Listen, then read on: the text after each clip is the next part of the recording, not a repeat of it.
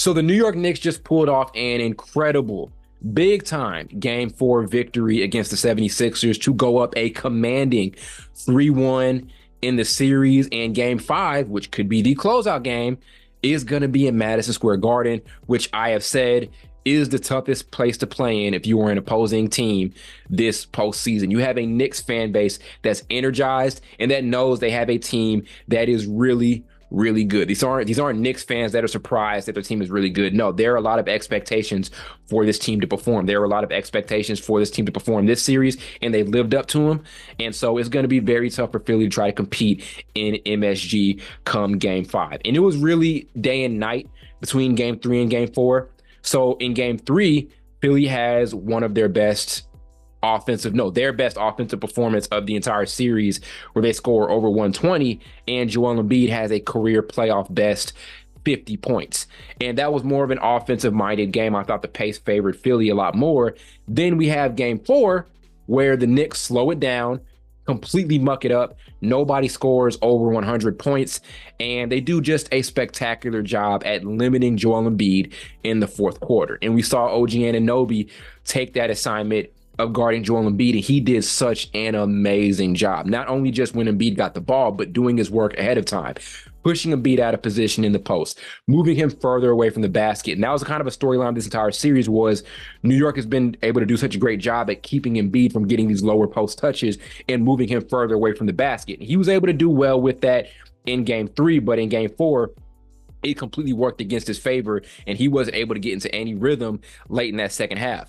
OG did a great job when he was guarding him one-on-one. They would bring Precious Achiuwa onto him to kind of throw these late double teams at him to stifle him a bit, and it worked. And it totally stagnated that 76ers offense in the end, and that was something that I kind of said coming into the series is, I think the Knicks have the personnel to do things to slow down Embiid late in games, and we saw just that. And when Embiid is slowed down, they did an amazing job of recovering back on other guys. So we saw a lot of possessions where if Embiid didn't have it going, other Knicks guys did a great job at guarding the perimeter late in the shot clock and getting those stops. So it was an amazing team effort from a defensive standpoint. And we talk so much about the Knicks, and a lot of focus is on Jalen Brunson, who I'm going to talk about in a minute, who had an insane game.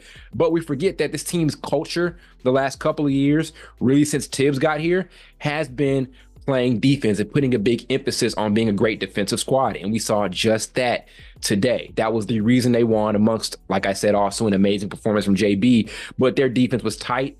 It was flat out amazing. Great stuff from also Josh Hart, Deuce McBride. Just an amazing all-around team defensive performance. And that is what the Knicks culture has been all about for the last couple of years. On to JB, 47 points. It is the highest scoring playoff game in Knicks franchise history. I already said it. I don't really care what anybody thinks. I already think he's a better Knick than Carmelo Anthony. We talk about the best Knicks over like the last 10 or 15 years. It's him and Melo, and I think he's better. And it's been a shorter stint, but he's had some moments so far through these short 2 years where he has just been flat out unbelievable, jaw-dropping, some amazing playoff games, amazing leadership. And that's not downing Melo at all. And some people may be pissed that I said that, but JB's been insane. And I think I'm so impressed that he's getting these buckets while being guarded by these lengthier defenders. So one of the things people talked about coming into the series was JB's an amazing one-on-one player, but the Sixers, they have lengthy enough defenders like Nick Batum, like, Tobias Harris, like Kelly Oubre. They have lengthy defenders to stick on him, and that could slow him down. And it did slow him down a bit the first couple of games, but last 2 games, 39 points in game 3 and 47 points in game 4, including some big, unreal buckets. He had this one against Joel Embiid where he's like fading to the right side off the wrong foot and just gets it to bounce in. It was near the free throw line. It was just a ridiculous shot, and it just summed it up that he's virtually unguardable. Like, if there are any teams right now in the Eastern Conference, who can go out there and check him and have the guys who can check him and slow him down, it would be Philly and it would be Boston. For one, like I said, with Philly, because of the length they have out there on the floor, trying to stop a shorter player like JB, and for Boston, just the abundance of great individual defenders that they have at that guard position. They got Derek White and Drew Holiday. Those are probably 2 of the best guard defenders in the entire league. But to see him, react and respond to this Philly defense like this has been amazing. And it's the quality of a superstar player. You have a rough first couple of games, but you don't let that last the entire series. JB did not let his struggles last the entire series. At the beginning, Tyrese Maxey's the best point guard on the floor the first couple of games. Then now it's clearly JB. JB has dominated. He has been amazing.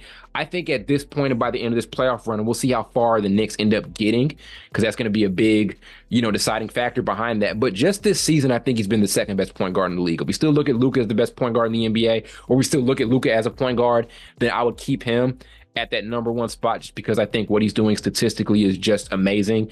But JB's right at number two, and I think he's been the best point guard in the Eastern Conference. Leading this Knicks team, they were kind of undermanned for a good amount of the year because they were without Julius Randle, who they're without right now in this playoff series and for the rest of the postseason. And for a stretch, they were without OG Anunoby, and they still managed to snag the second seed in the Eastern Conference. And if that wasn't enough, now they have this matchup against a Sixers team that has the reigning league MVP, who had a 50-point game. So how much can we use the injury thing as an excuse for Joel Embiid? That's just a question I have. But he's leading this Knicks team against this Sixers team, and they're dominating. Like, if you go win this series in 5 games, that's kind of borderline dominating, in a series that a lot of people probably thought was going to go 6 or 7. So JB's been amazing. He's been unbelievable. It's really good seeing him eliminate all of those assumptions about how to stop him, right? Like, a lot of people thought, I said it before, those lengthy defenders on Philly squad were going to be able to contain him. They did early, but as the series has gone on, he's figured out a way to adjust. And like I said, those are the traits of a superstar. So he's been just great. I think for Joel Embiid, it's night and day with him too, right? A lot of people had questions about him as a playoff player before this series. Then he has a 50-point game. And so now it's kind of like, oh, do we still need to ask these same questions about Joel Embiid? Has he arrived as far as becoming a elite postseason player? Then he has a game like this, where statistically he's not bad, but you look at the fourth quarter stuff and you're like, man. And then you do look at the Knicks game plan, they've been able to have their way against Joel Embiid. He may have his numbers, sure, but you're pushing him further away from the basket. And that's making him relatively less effective than what he would be otherwise. So I think they've had a great defensive strategy against Joel Embiid. It's done a great job at stagnating and slowing down this Philly offense, and is making room for the Knicks to kind of do their thing on the offensive end. So they've been just great. I'm interested to see how they respond. This is going to be one of the biggest moments of Joel Embiid's NBA career. You're in an elimination game in MSG. You have yet to really you already have one amazing playoff moment, but it was kind of silenced a bit by a really rough fourth quarter performance today. But he has a really major opportunity here in Game 5 back in Madison Square Garden to try to recover, to try to respond, and to try to keep Philly from going out. You're in MSG. The lights are really bright. This could be a signature Joel Embiid performance we have in Game 5. But he's got to bring it, and Philly as a whole has to bring it. So we'll see how things end up going out for them come Game 5. But amazing things defensively from the Knicks, amazing things offensively from Jalen Brunson, and a lot to prove here in Game 5 for the reigning MVP, Joel Embiid.